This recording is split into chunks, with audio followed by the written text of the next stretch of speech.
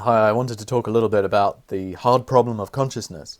How is it that my consciousness, my experience of selfhood, is connected to this physical body? What's the relationship between mind and matter?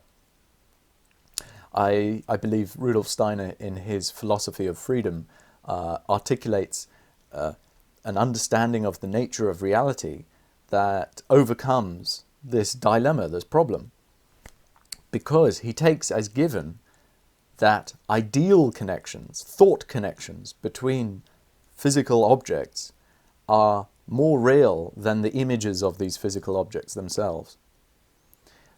In a previous video titled Etheric Forces, I tried to describe how imagination that happens in me, turning the sense data into understandable, meaningful phenomena such as birds and plants and animals. This process of imagination that is happening in me is a sort of echo of a universal imagination that brings about the reality of these things. So the etheric forces are themselves universal imaginary forces that create a plant, that create the shape of an animal. Similarly, the connection between myself, the concept of myself or my consciousness, the connection between this consciousness and my physical body is a connection which is created by imagination. Therefore, I cannot ever perceive it perceptibly. I can't see how brain processes in a physical brain can give rise to my conscious experience, because my conscious experience is connected to these specific brain processes via etheric imagination.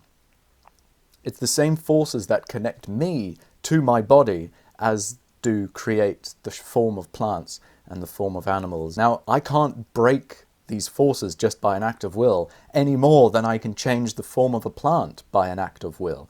So they're objective forces out in nature. They are universal. They are cosmic forces which I don't have control over myself.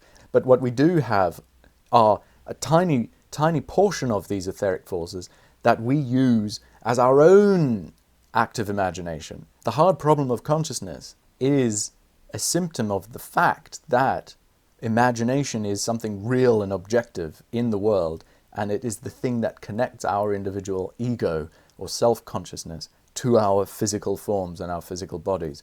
You could put it another way, and you could say that the formation of the brain and all the neurons and activity that's happening in the brain is kind of like is a physical representation of the forces of imagination at work. It's the kind of the blossom or the plant. It is a physical representation of the etheric forces that have created it. The brain is a physical representation of the forces of imagination that create me as an individual in this particular body, in this particular incarnation. You could call the brain an image of the incarnation of my soul, my spirit.